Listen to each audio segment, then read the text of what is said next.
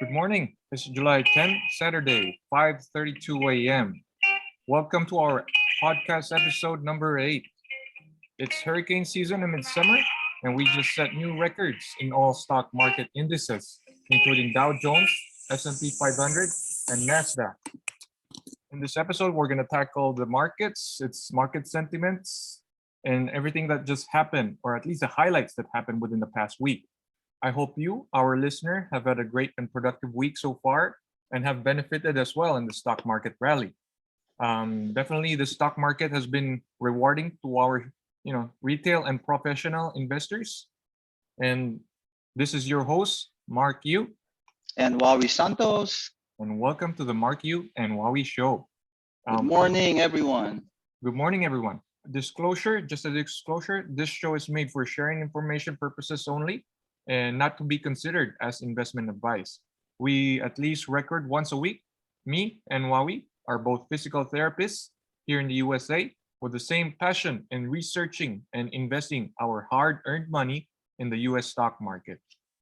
This show's goal is to share and learn from each other, answer questions, and provide knowledgeable investment decisions to our fellow listeners and colleagues in the medical field.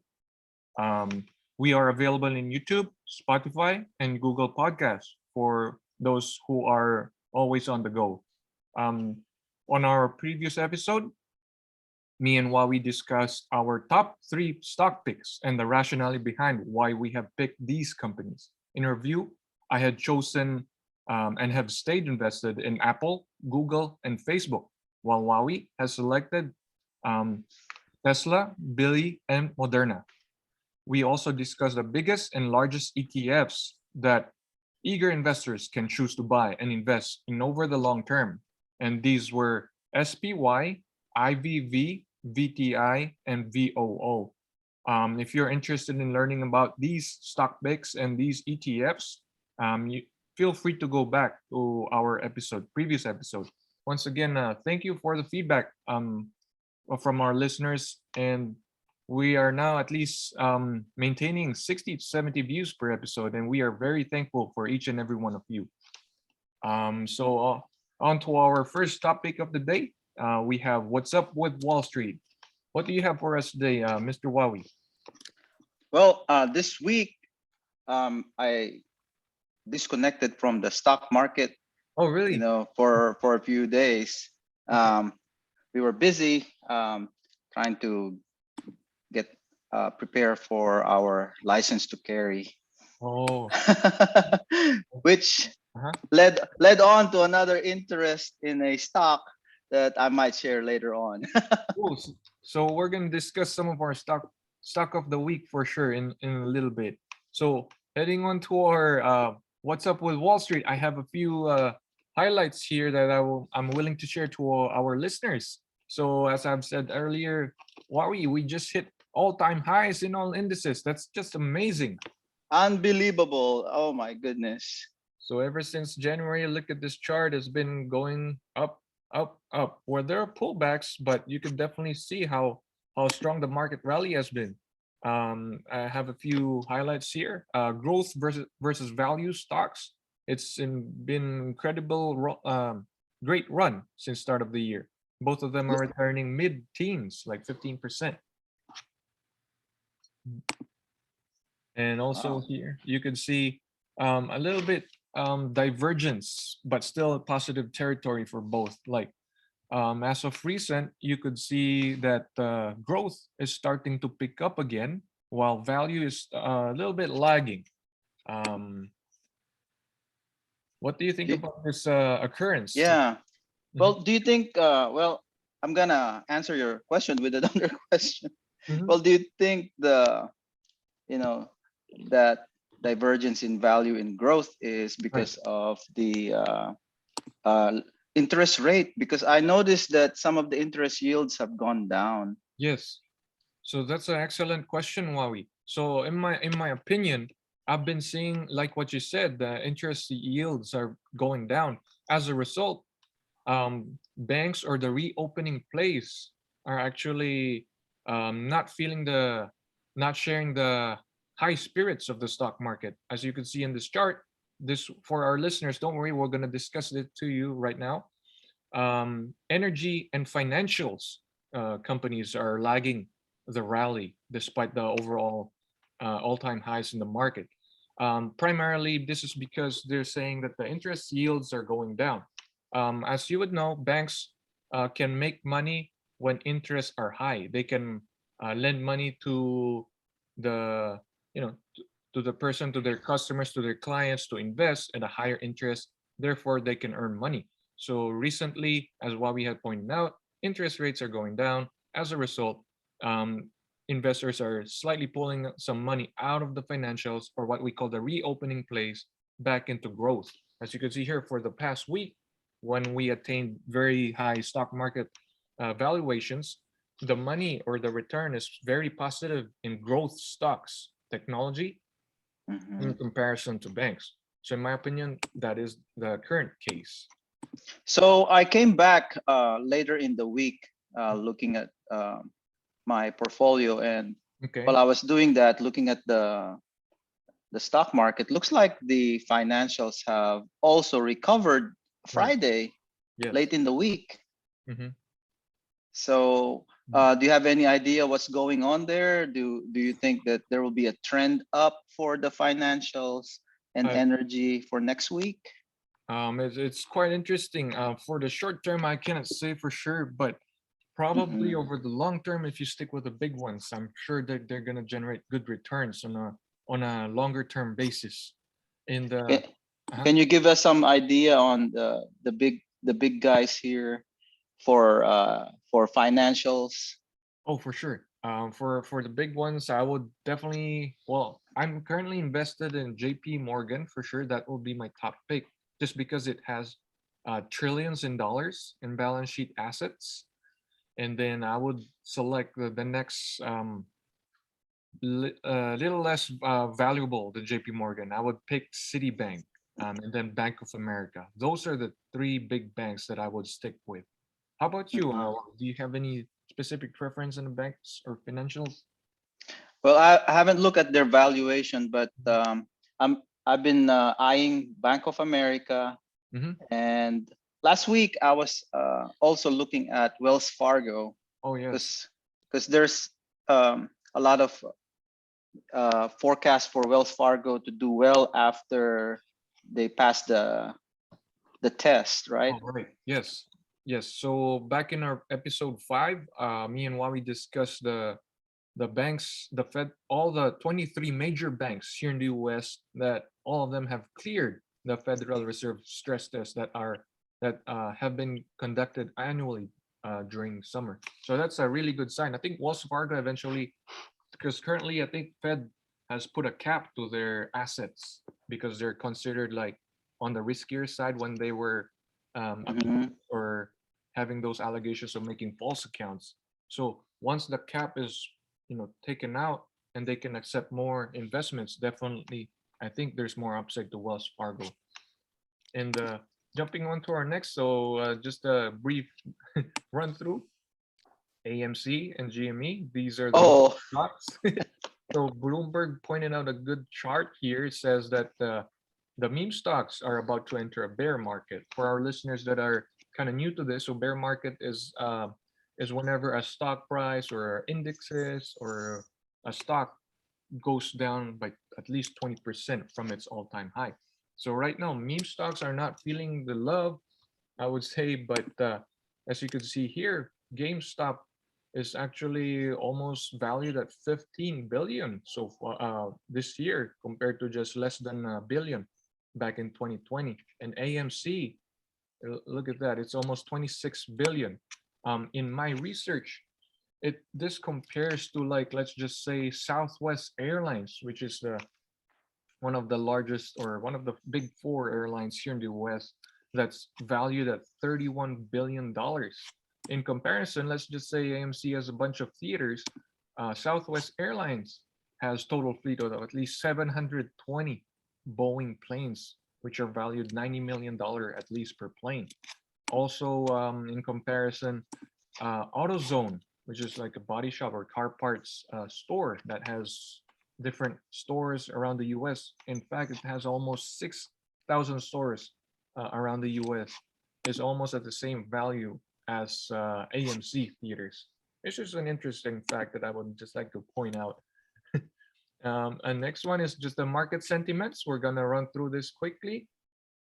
The American Institute investors, we have the bullish sentiment going down a little bit. Wow, we look at this. So from last week, we were at 40, almost 49%.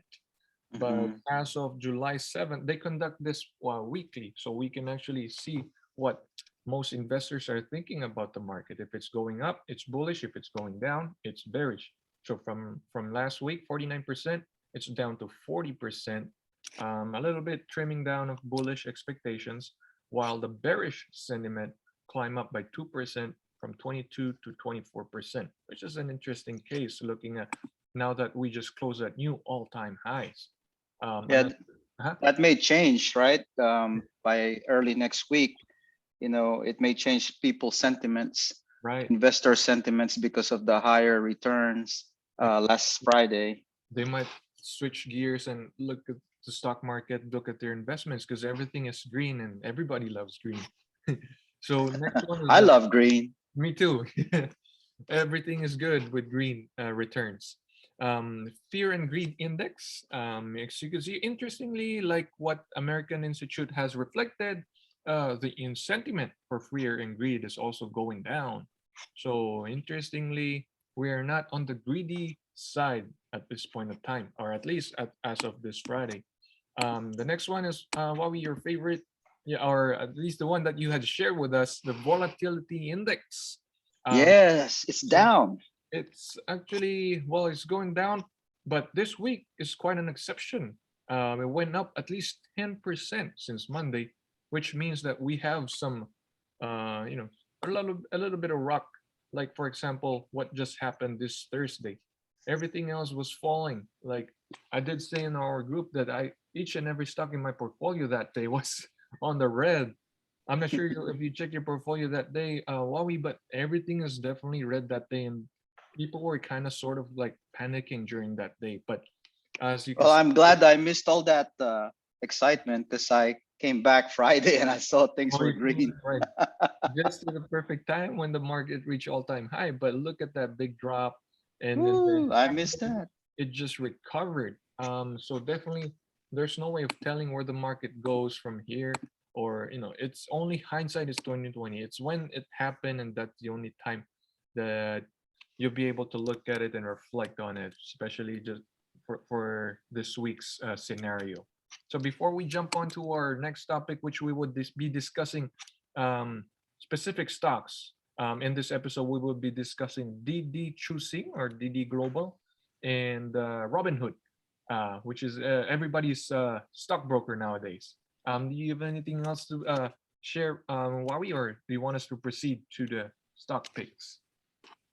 Um, well, Robinhood. I don't use Robinhood as a platform. Mm-hmm. Um, so for those that are using it, I Right, hope they're not having any disruptions in their trades.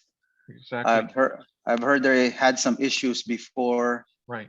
especially when they started doing uh, the Reddit, the GameStop and AMC and Yes. the BlackBerry thing. Like that's where they share a lot of their stock picks. So what happened there is, Wawi, I think during the days when they would like to get out of the stock or they want to buy into a stock, they cannot do so because Robinhood has just like place a stop order on all these stocks because they cannot process it or something's wrong with their system. And people who would like to sell right then and there couldn't get out, and the stock just kept dropping and instead of being able to avoid those losses, these investors, mostly ordinary retail investors like us, cannot get out, and eventually they turn out to have losses instead of avoiding them. So right now we're gonna look at a specific company that just went public. It's called DD Global. So this is just to give our listeners some information about DD. DD is like just think of it as a Uber of China. So everything it does is relation to ride sharing. You can order a car using an app, the Chinese characters on it, and you can book and go from point A to point B. Some information on it is it's founded in 2012, so it's turning to be 10 years old by next year. It's grown to serve at least 377 million active users in China. Just think about it. That's a lot of people active users in China, and they operate now in 15 countries, not just China. So they're trying to diversify. Obviously, they're still like not allowed to operate here in the U.S. because of political and some of the security reasons. Besides ride hailing, there are also services. Their services also include delivery and freight businesses. Um, Founder and chief executive Will Wei Cheng, um, and President Jin Qing Liu, and CEO of its international business group, Stephen Zhu, who sit all on the board, um, owns at least 10% of company shares and have 52% voting power. So these people that we have just mentioned control where the company's direction will be at. It has definitely grown from 2012. As of 2020, last year, this is during the pandemic, its sales dropped by 8% to 22 billion. So, it's unavoidable. 2020 was hard because people were in lockdown and they cannot travel. But rest assured, it didn't like fall by half like other businesses did. It just fell by 8 billion. It's freight businesses, I think, saved it because people still, ordered food and ordered meals, and then so they were able to still generate at least a little bit less compared to their 2019 number. In comparison, so 2020 Didi did 22 billion in sales, but in comparison, we have Uber here in the US. Uber did 11 billion, like half of what Didi made. So in terms of market share, of course, Uber has Lyft as a competitor here in the US. But in terms of profit and losses, so Didi didn't generate obviously any profits. It recorded 1.6 billion loss in 2020. But in comparison to Uber, Uber reported 7 billion in losses. So Didi lost a little bit less, but I think it's still, a billion point six loss for Didi is still a a big amount. Um, in terms of its performance, Didi has quite an interesting flop from its IPO, as this chart shows. For our listeners, don't worry. So Didi fell from its listing by at least 22%, whereas in comparison, Uber and Lyft are treading the waters negative 2 to 3% on average for the past week. So definitely watch out because I think Didi is now being banned from all the apps in China for some political reasons. What do you think about this scenario? Huawei, like Didi has very encroaching or very large market share in China, but definitely a lot of political entanglements. Well, that that may constrain Didi in that market, Mhm, mhm, but as far as its market share, mhm. does do we have any other countries that are using Didi? Yes, so it's currently being also used in, I think, South America. Um, Oh, okay. I didn't know that. yes, it has a little bit of market share, but according to its filings, I would say it doesn't have that much presence yet. It's still growing, but it's not definitely a major contributory to its profitability. Or the company isn't been actually been profitable at this point in time, but they're growing. They said they're all over like 15 countries at this point in time. Well, just last month, we had Grab, grabbing my attention, like Yeah. that they were gonna go IPO Right. sometime this year via SPAC. Yes. So So mhm. I was wondering why Grab is not on your screen. Sure. So for Grab, I think it's more of like a Asian. Like for example, China is also Asia, but I think we could look into Grab in our future episode for sure. Like, and then, as I was looking up Uber or Didi geographic exposure in its filings, I see here that China consists of at least 92% of their employees. And Brazil, they have definitely South America. They have about 3% exposure over there. Mexico, 2%. Mhm. So I guess over Okay. time, hopefully they will build on this. But for the meantime, it's definitely in a tricky spot where the government is actually banning them out of like the apps and preventing them from signing up new customers. Um, before we go on to Robinhood, would you do you have anything to say for Didi aside from it being like very high risk at this point in time, Wally, in terms of like investment because of its political entanglements? Well, that's what I am always concerned about is Right. whenever uh, regulations will limit Mhm. companies, then it will also limit its potential growth. Right. So before we get, Um, sorry. Really excited about the potentiality for Grab because Mhm.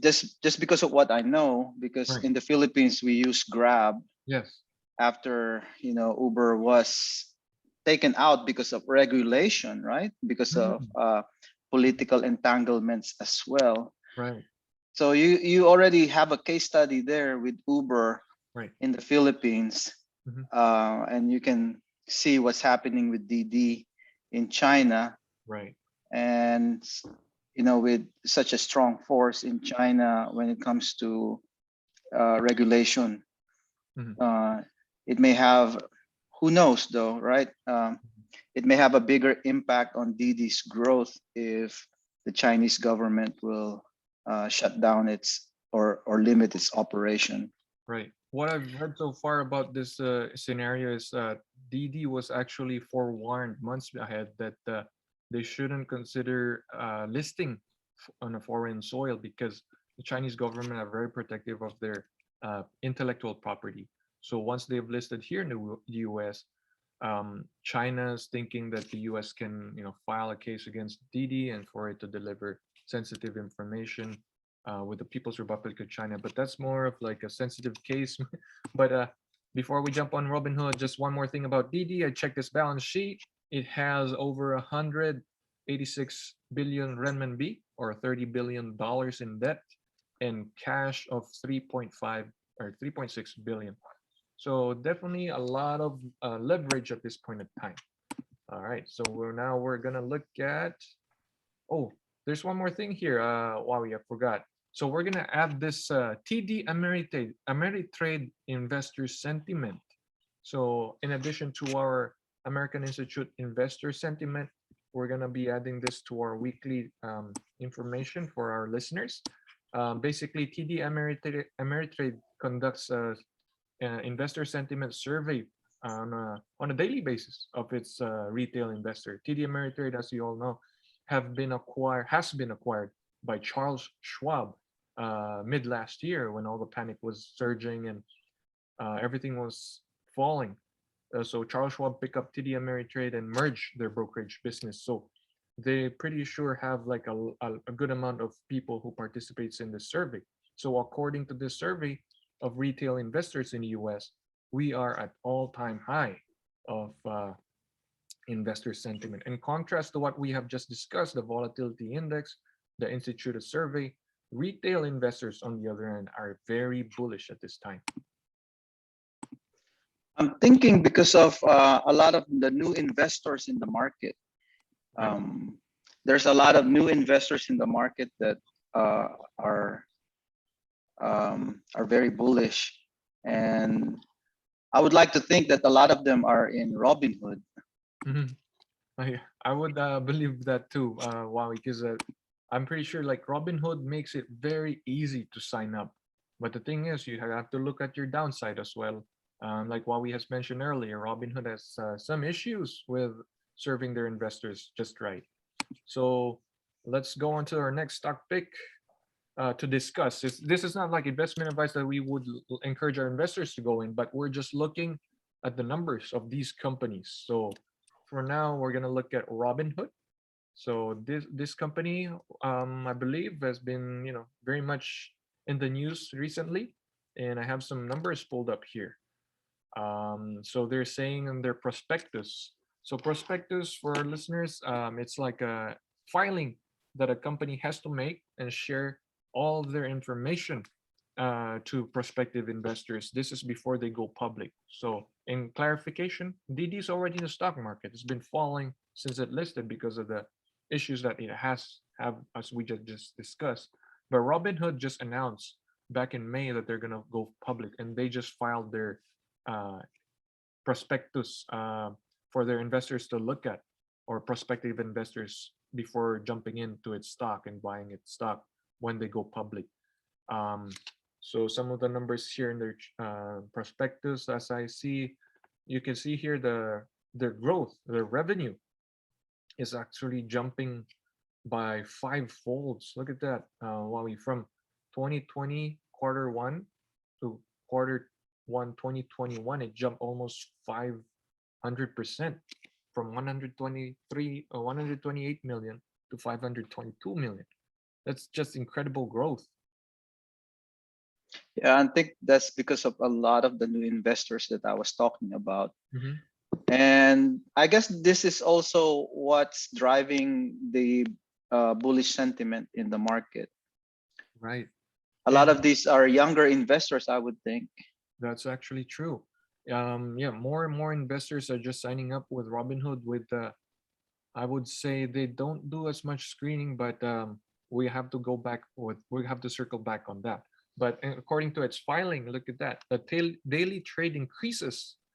Um, it does appear that Robinhood nowadays, per its filing here, that more people are signing up to use it for cryptocurrency trades. Look at that. Well, we have Mhm. 1400% jump in cryptocurrency, and then So a average. lot of speculation. Yes, a lot of speculation. As we've discussed in our earlier episodes, episode 3 or 4, while he has dissected the reason why Bitcoin is a suitable or an option investment option for other investors that would like to diversify from the stock market. Average stock trades for Robinhood app is up 300%. So definitely something's like going under the hood on Robinhood. It's not just stocks, but also crypto market or cryptocurrency. Monthly active users, here's a very good metric to look at, especially for a brokerage firm like this. A Robinhood, from 2019, they had 4.3 million active users, monthly active users. It jumped by more than 200%. I would say 300%, triple, to 12 million in 2020. So during lockdown, people are definitely signing up, from 4 to 12 million. That's an amazing increase. And their revenue as well followed through, from 278 the previous year to almost $1 billion in 2020. And what's interesting here, Wally, as we have discussed back in our earlier episodes, what to look at specifically to see if a company is a very good investment is their profitability. So before 2020, before the lockdown, Robinhood is actually not making any money. They've been, trying to grow their business, losses after losses. But 2020, after raking in almost $1 billion, well, at least they're able to generate 7 million out of the $1 billion. So that's profit is still a profit, but a very narrow profit margin for sure. It's like 0.7% in profit margin. So if you go back in our previous episode, I was looking at Google, Facebook, and Apple, all of which are above 20% profitability. Robinhood, on the other hand, has like 0.07 profitability. What do you think about this, Wawi, in terms of their profitability? Well, do you know how many users they have right now? Can you Mhm. go back on that? As of it's 2020, they have at least 11.7 million users at this point, as per their Yeah, and looks like it tripled during the pandemic. definitely 300%, I would say. So they have captured um, this number of users during the pandemic, and with the ease, I downloaded their app Uh-huh. during the pandemic as well and looked at Oh, it. It's very easy to use, very user friendly. So I can see how, you know, how users will like it, and it's very easy to trade. right. And so we'll see. It's a very easy to use app, so we'll see how it competes Yes, now that we're somewhat normalizing. And I know there's a Delta variant going around. exactly. That's about half of the cases here right now.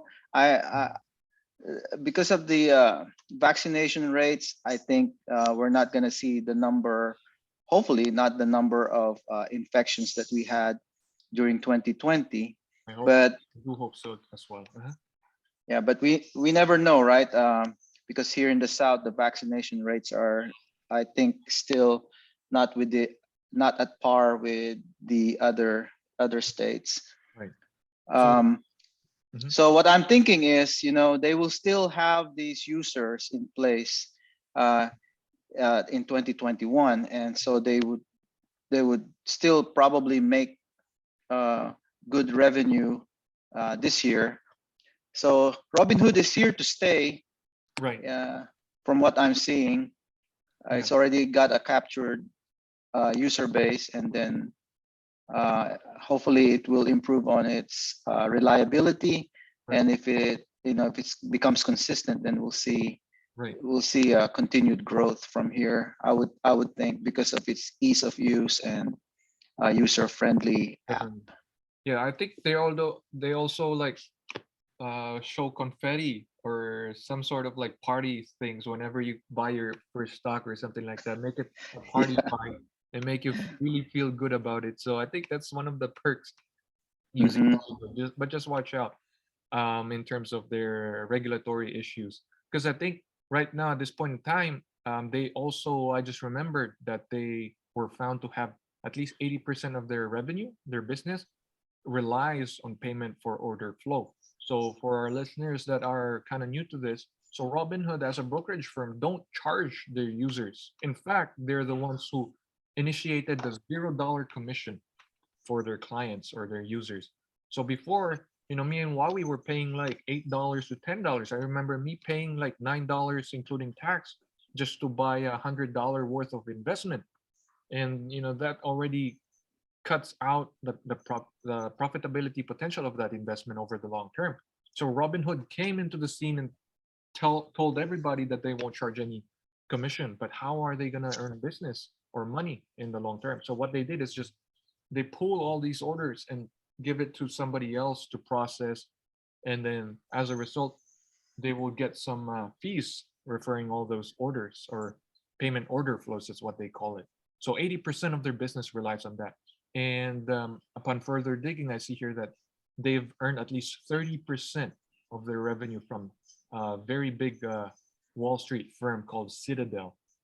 So they have that exposure to one client, 30% to Citadel. So that's also one thing to consider, because back in February, when GameStop mania was happening and they had to stop processing orders for that specific stock and other stocks that were in trend, the meme stocks during that time, like Main Street versus the hedge funds, they suddenly didn't allow selling the stock itself because of some issues with their system.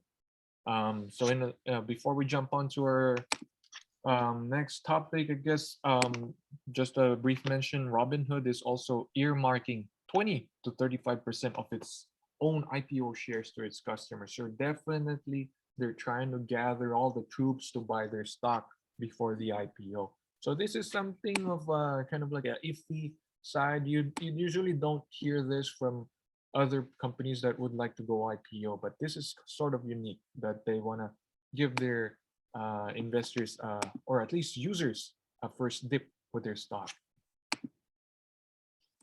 So going on to our next topic. So Wami, I'd just like to point this out. So we've been experiencing all-time highs week after week, day after day, except for Thursday this week, where we dropped well, we bounce back up. That's just incredible, the bounce.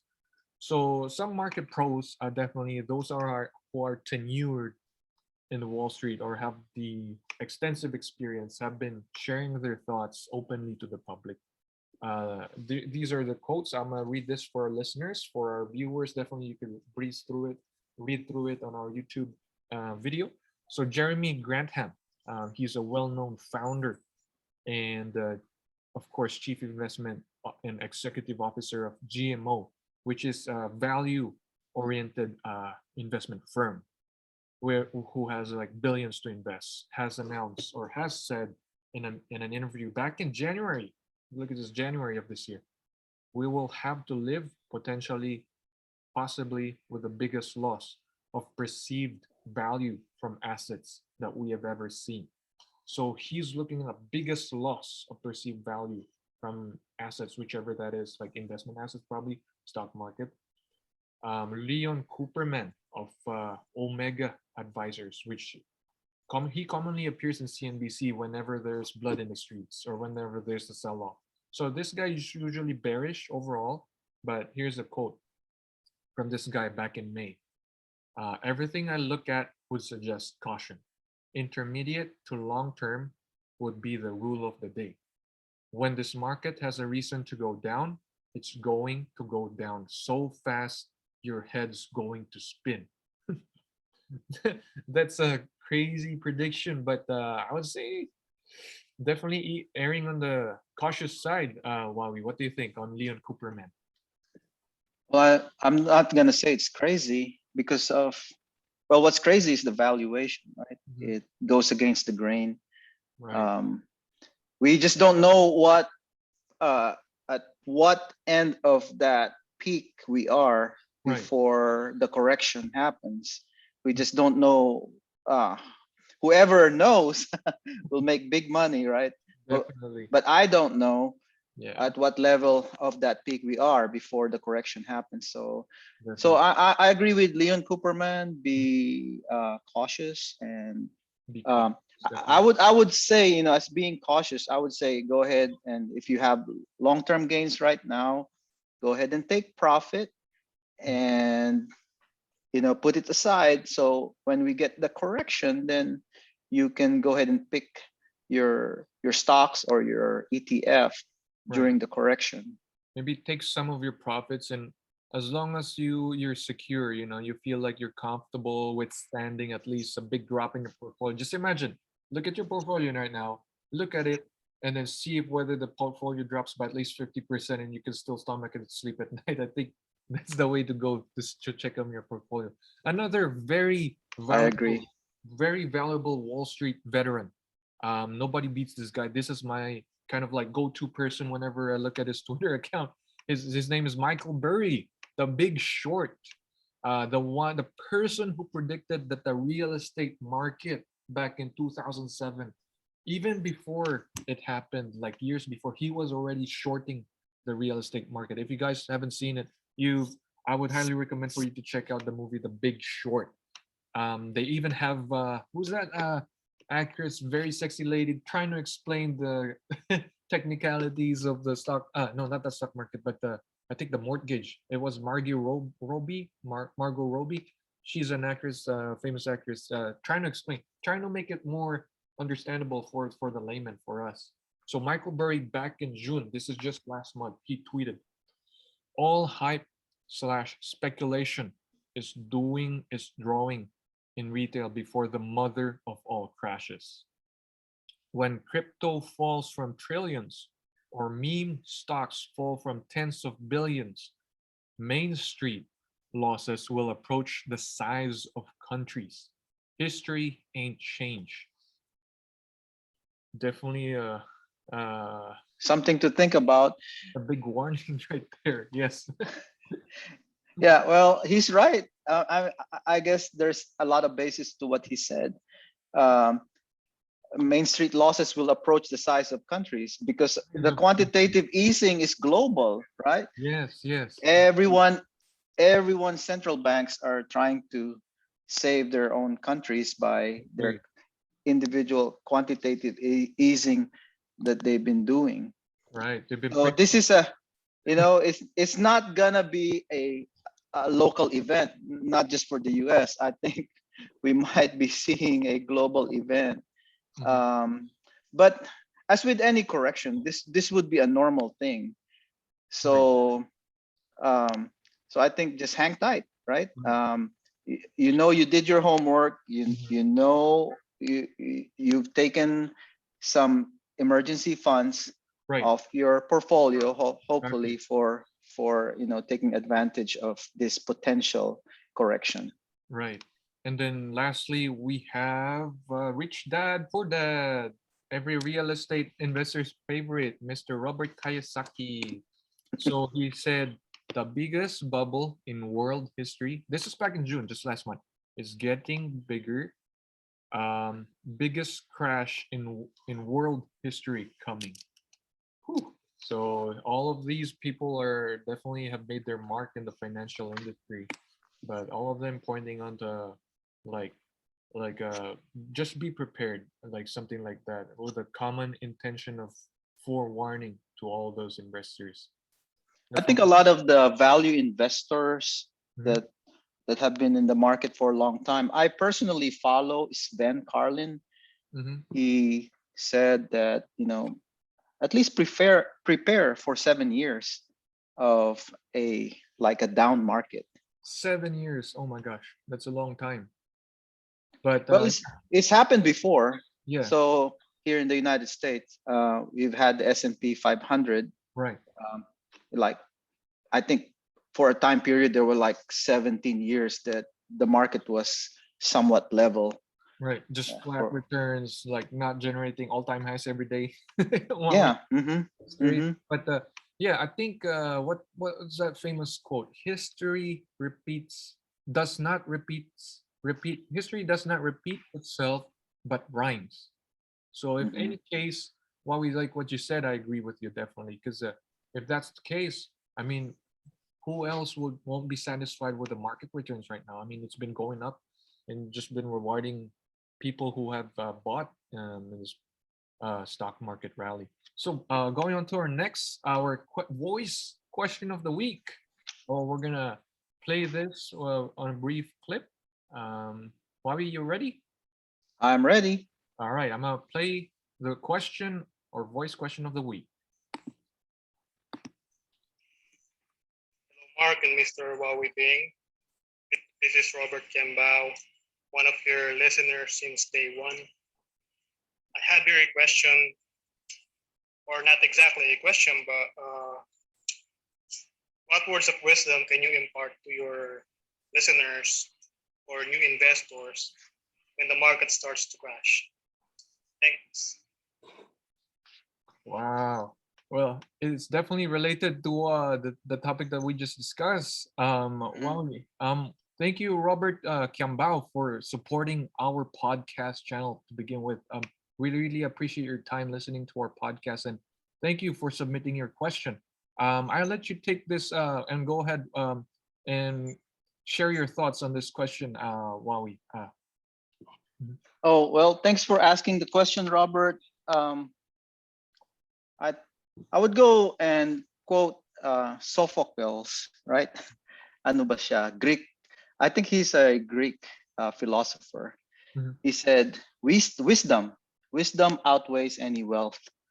Mhm. So, um, come when a market crash comes, you already know that you have done your homework. Like I said before, Right.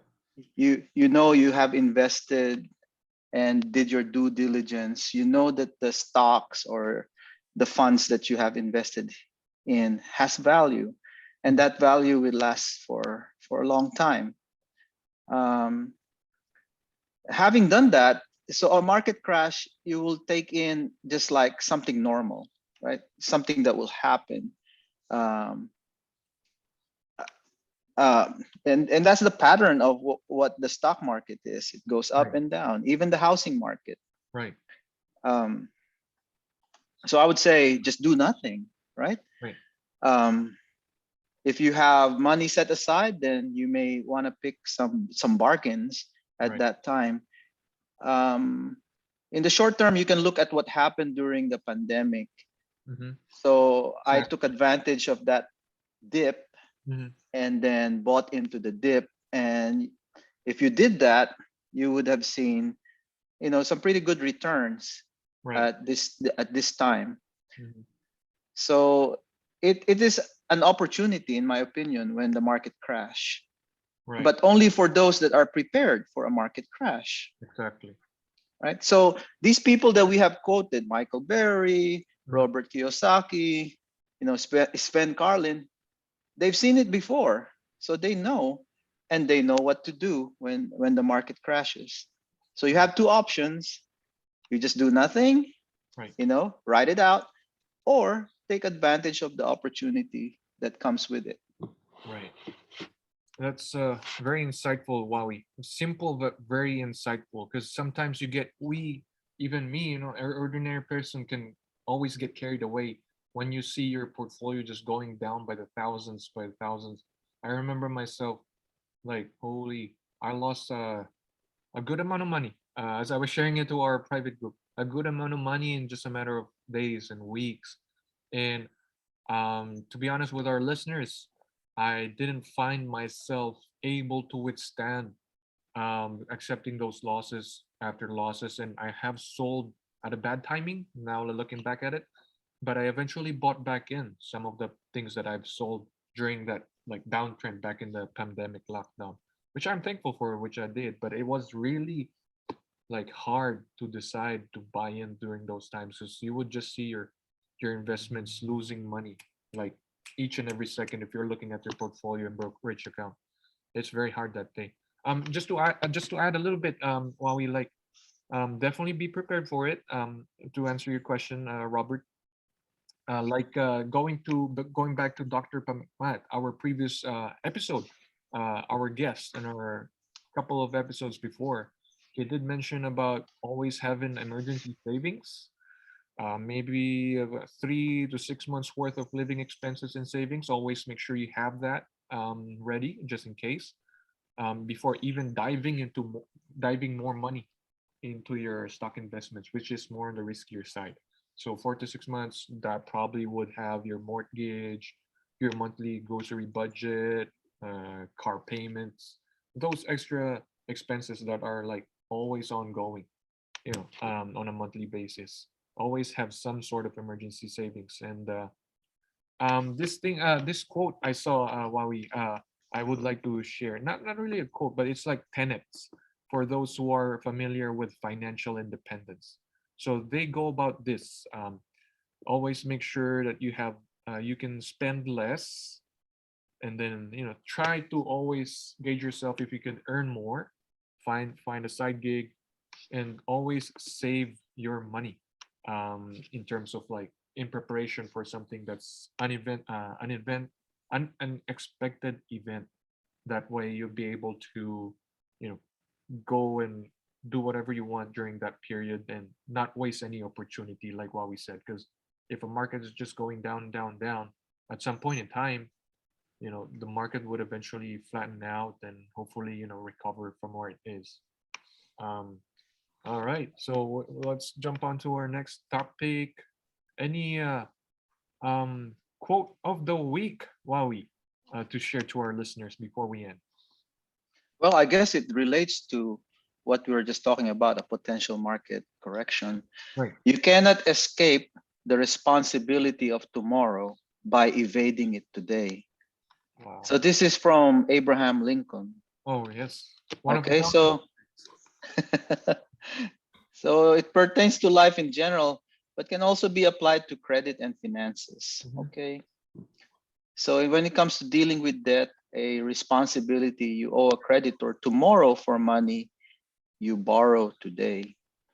So his words suggest that rather than denying your debt and putting it off dealing with it until later, Mhm. you roll up your sleeves and get to work managing it now. Right. Or when it comes to saving money or investing, start saving or investing or doing your retirement plan now rather than waiting until it's too late. Right? Right. So So ano yan eh, well, okay, speak in English. You prepare, For you our know how, for our American listeners, me and Huawei are trying our best to speak our English. Because we hear from you. You know, we pressure you guys, and we try to do our best to be speaking in English. so just like in the Filipino saying, just be like ants, you know, you save for the rainy day, Mhm. right? So they store food uh, before the rainy day happens. So, so that's what you do. That's a very powerful quote, Huawei. Uh, I'm just gonna share a personal experience. Just yesterday, I finally was able to pay the debt that I owed for fixing my fixer upper, this house that I currently live in. After like obtaining at least almost 18,000 or $20,000 for the foundation and roof fixing. That was like it's been ongoing on my thoughts and back of my head all this time. You know, how am I gonna pay it? I've been paying it religiously since the start of the year, slowly but surely. So alongside with other, you know, expenses and all that. So definitely take care of your debt first because it will haunt you for sure. If you would like to have like a financial freedom later on, you would like to get rid of those debt. 'Cause, mortgage debt, maybe while we may, you know, you can do your mortgage debt later, little later on. You know, you can definitely take that into account. But immediate debt that have high interest, especially credit card debt, you might want to take that as a priority. Like going back to what Dr. Stephen Pamatmat has mentioned before, like take care of those debts and then go do your investments later. That way you improve your credibility and your risk. You don't want to be stockpiling debt over the long term. Congratulations, Mark. Thank you. Glad you're Thank debt you. free. Yeah, I was looking at my credit card. You know, nowadays you can look at your card or balance online, so you don't have to wait for your paper statement. But I was looking at it and I was like, wow, it felt really good that it was back to zero, just for a day. But yeah, so a quote that I would like to share, a simple quote, is from Confucius. It's just life is really simple, but we insist on making it complicated. So I think it all applies to sometimes to our, I guess, experience. You know, we make it Mhm. like, you know, a little bit complicated. We want to learn more and we engage more and we learn more and then we make assumptions and all that. But overall, it should be just as simple if you can stick with, you know, your own morals and your own rules of your investment approach. Mhm. But I think that's just human nature for us to Right. like always try to expand, you Right. know, Yeah. our knowledge, what we want. It keeps changing. Yeah. But if your values are well set, uh, then you won't get distracted, you know, by changes, by life changes. True. So, and those values would be like, you know, your your family, your Mhm. work value, Yes. you know, your belief, your confidence in yourself, how you have established that confidence over time. And most people are able to gain more confidence by working, in my opinion. Right. I think that's the case for sure. You learn through experience. Yes. All And right. through work. All right. So for today's episode, I guess we're gonna cut it from here. Next episode, we're definitely gonna tackle on Wowie's suggestion on taking on Grab. We're gonna look in a deeper dive with Grab for sure. That's one of the like big companies, ride-hailing companies there in Asia, not only in the Philippines but also around the surrounding neighbors. Well, Wowie, thank you so much Mark? for coming on. Listeners, that does it for this episode of Mark You and Wowie Show. If you have any questions or just want to say hi, send us an email at markuwowieshow@gmail.com, or tweet me at marku_dpt. Once again, this is Mark You. And Wawi Santos. You guys have a great weekend. Thank you so much.